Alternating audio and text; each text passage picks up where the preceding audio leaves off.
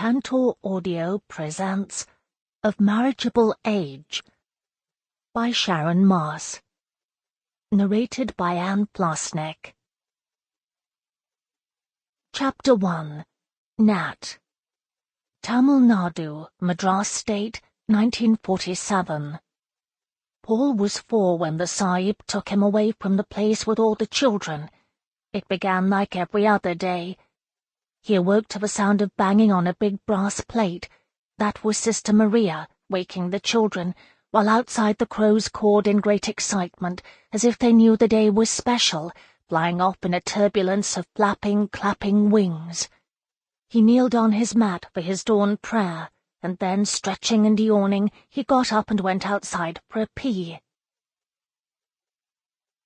Next to the tap by the well stood the buckets of waiting water, each with a metal cup hanging over the side. The children jostled forward, chattering and laughing, and Paul was last, as usual. He ladled up a cup of water and threw it all over himself, one half down his front and the other over his shoulder, so that his skin glistened with all the pores stood out like they did on a plucked chicken. He had his very own piece of soap, now the size of a 1-rupee coin, with which he rubbed himself down till he was covered in bubbles, and then he sloshed off the suds with 3 cups of cold water.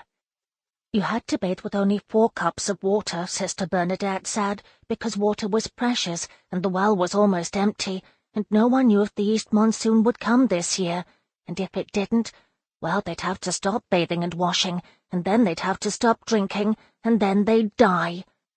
Paul prayed for the monsoon every day. A button was missing from the fly of his blue shorts. He'd shown one of the ladies in white. Her name was Sister Bernadette, and she was his favourite, but a button was gone, and she had made him search for it, but he couldn't find it, so she told him he'd have to go without, because they had no more buttons. 2 buttons were missing from his white shirt, too, but that didn't matter as much as his fly button. Most of the children had buttons missing from their clothes. Where did all the lost buttons go? Paul wondered sometimes. How come they always disappeared, never to be found? Once he asked Sister Bernadette where all the buttons from the children's shirts and dresses and shorts ended up, and Sister Bernadette had smiled and said, maybe baby Jesus takes them to play with. But if baby Jesus takes the buttons, then that's stealing, Paul said, but Sister Bernadette only smiled and corrected herself. No, Paul, baby Jesus doesn't steal. It's baby Krishna who steals the buttons and takes them up to heaven so he and baby Jesus can play with them. Baby Jesus and baby Krishna are very good friends, Sister Bernadette told Paul and all the children.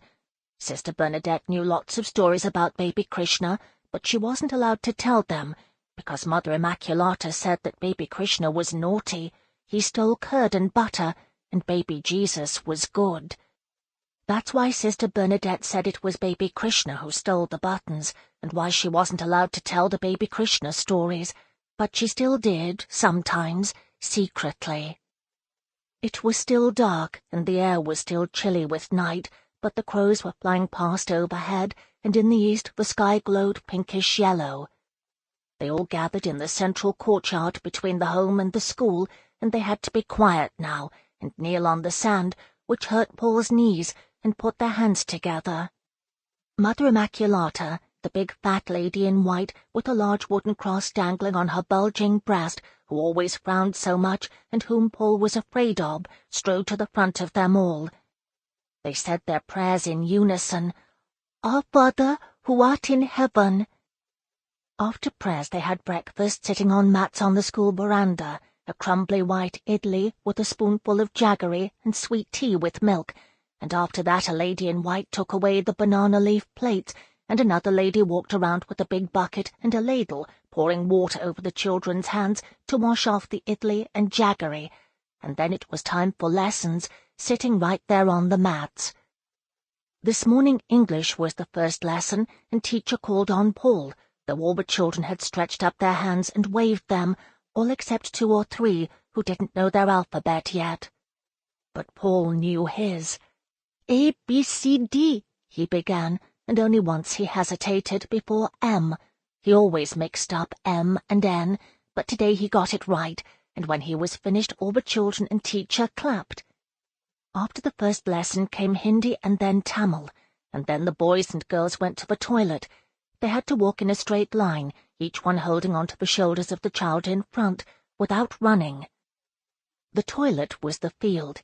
You had to be careful because there were thorns, but the soles of Paul's feet were quite hard, and thorns didn't bother him much, unless they got in deep.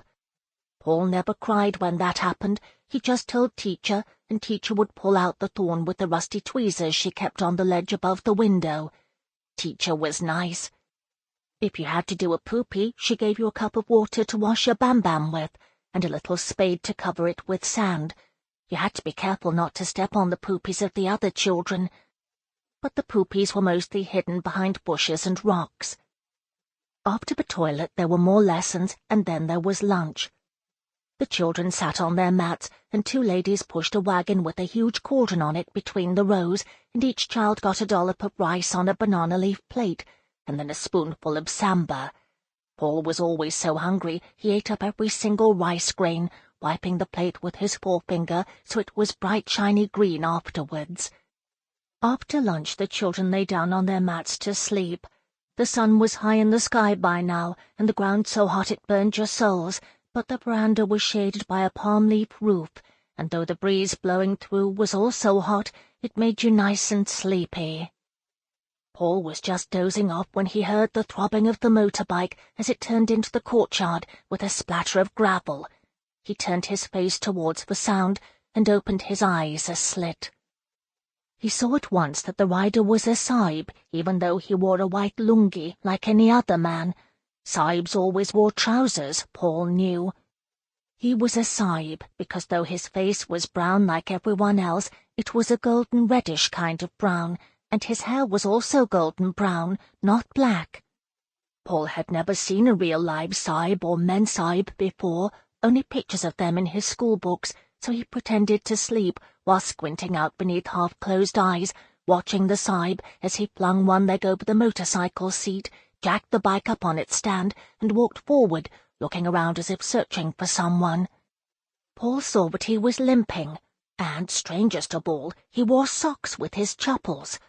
Paul had seen pictures of socks in his English reader, S's for sock, but had never seen anyone actually wearing them before. These were grey and had a blue stripe. Mother Immaculata bustled out towards the man, the ring of fat between her sari blouse and skirt wobbling as she ran. Paul knew that Sahibs shook hands when they met each other, but this Sahib made a pranam to Mother Immaculata, laying the palms of his hands together like they did when they were praying. But Mother Immaculata didn't like that. She stretched out her hand, and the man shook it. Paul watched carefully, because this was very unusual and very interesting. What was the man doing here? Sometimes, not very often, the children had visitors. Men and women came. Paul knew they were aunts and uncles of the children, although he himself had no aunts and uncles. But never Sahibs. Had the man come to choose a child? Paul's heart beat faster. It hardly ever happened that a child was chosen, and this time it couldn't be, because then a lady would be with the Sahib. Once, just before Christmas, a man and a lady had come in a big black car. Mother Immaculata had told the children the day before that they were coming to choose a child to be their very own, because the lady had lost a child, which Paul thought very careless of her. He could imagine losing a button, but how could someone lose a child? And that the lucky child would get to live with them and call them Mummy and Daddy. So all the children had rushed at the visitors, screaming and jumping and waving at them, swarming around them, pulling at their clothes and calling out, "Namaste, Namaste," because all wanted to be chosen.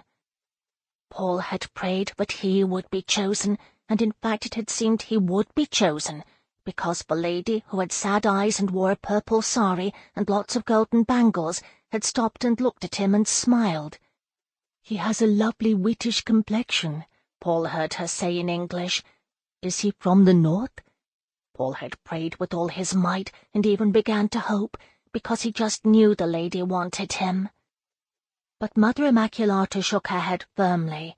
She took the lady by her elbow and led her away, her head leaning in towards the lady as she told her something awful about Paul which she wasn't supposed to know, something which made the lady nod in comprehension and choose another child, a very small one too young to go to school.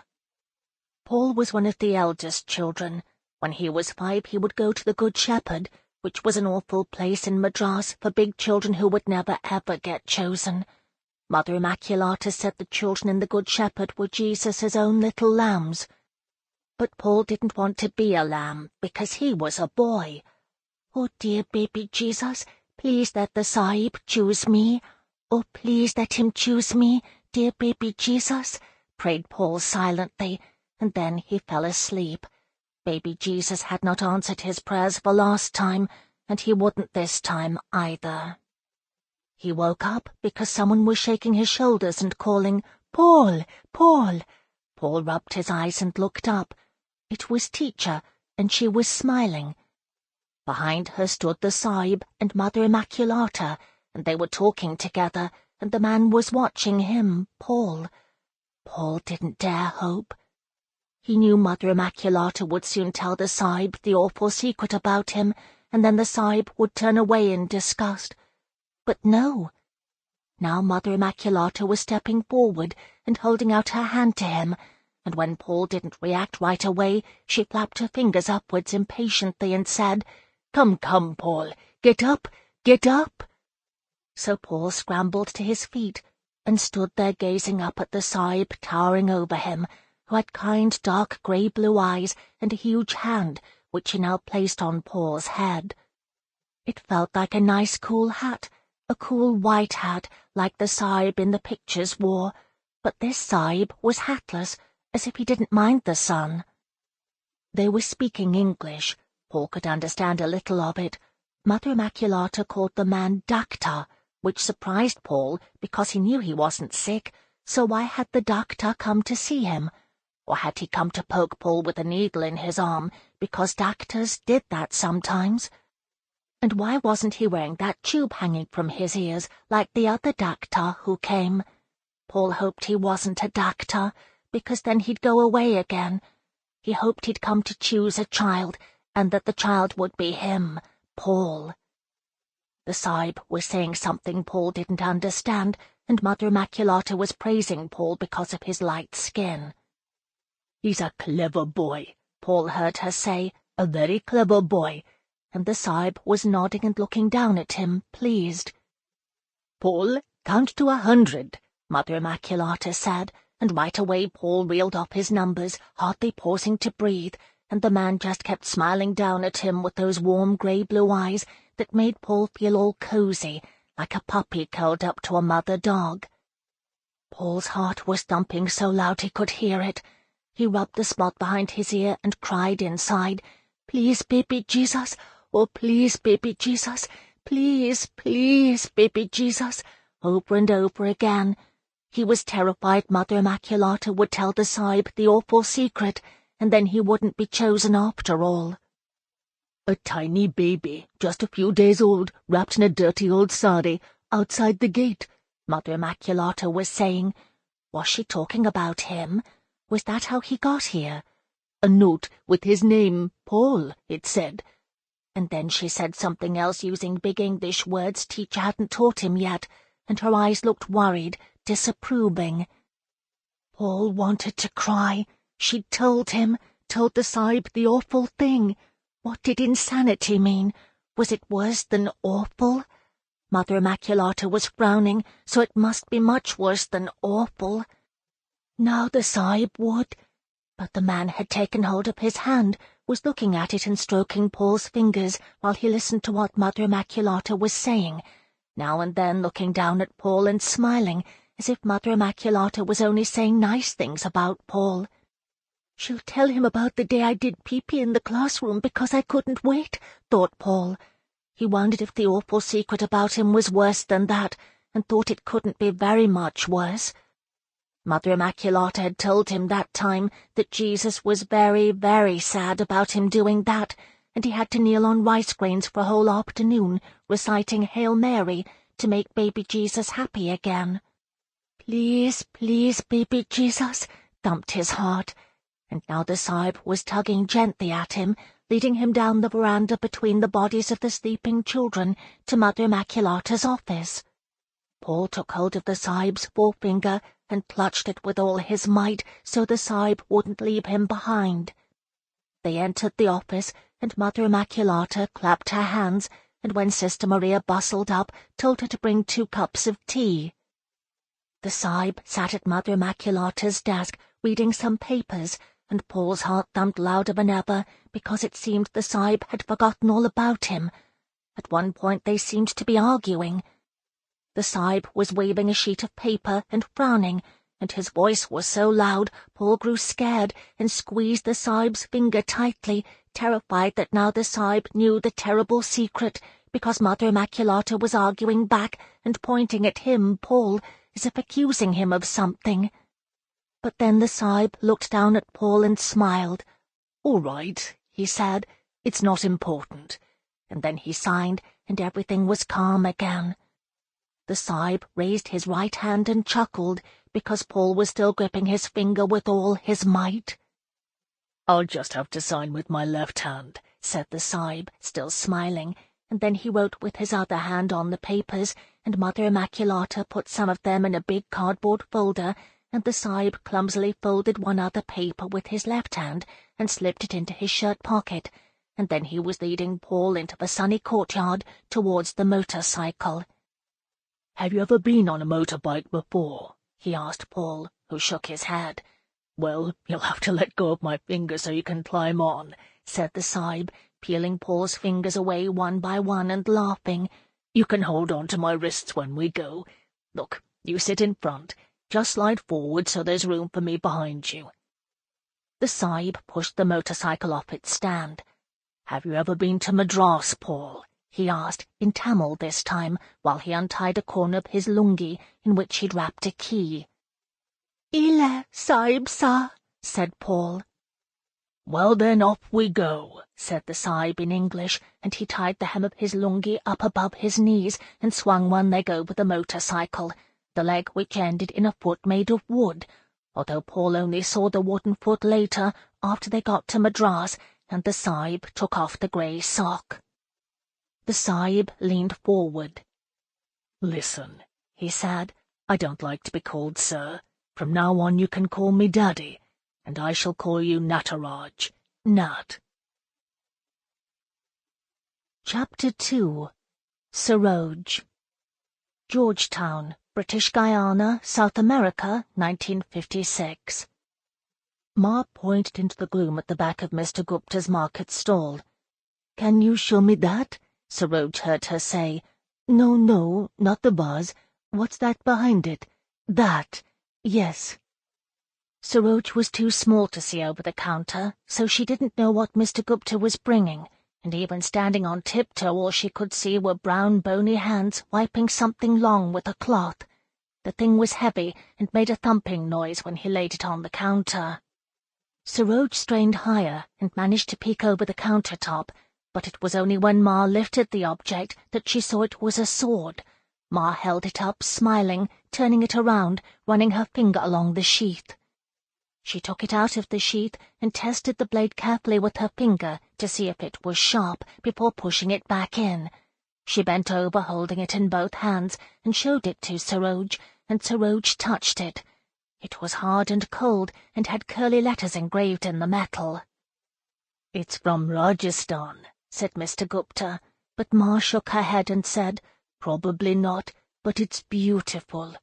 And then they talked about the price, and Ma took her purse out of the basket and gave Mr. Gupta some red paper money. Mr. Gupta asked if he should wrap it up, and Ma said yes. Mr. Gupta gave the sword to Ma, wrapped all in newspaper. Then he leaned over the counter and smiled at Saroj. "So, little girl, what's your name?" He knew her name, of course, because she had told him many times, but Saroj told him again because he must have forgotten. "Sarojini Balojini Sapadilla Mango Roy." The words reeled off her tongue in a rhythmic chant, knowing themselves by heart. Mr. Gupta chuckled and held out 2 tins, one with curly bits of mithai and one with pink and white sugar cake. Saroj took 2 pieces of mithai and a sugar cake and said thank you very much. People were always asking for her name and laughing when she answered. Sarojini because she was Sarojini, Saroj for short. Balojini to rhyme with Sarojini, which Ganesh always called her. Sarojini Balojini. Sapodilla because she was brown like a sapodilla, and just as sweet, Ma said. Mango because that was her favourite. Exquisite golden Julie mangoes, soft yellow, squishy, sucking the seed, or green and grated with salt and pepper. And Roy because she was Roy. If your name was Roy, you belonged together, and you were family, and family was the backbone of society, Baba said.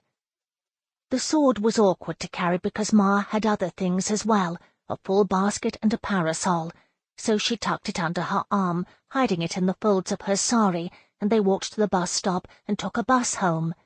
Saroj said nothing all the way home because she was thinking about the sword. Warriors used swords to kill people. Who was Ma going to kill?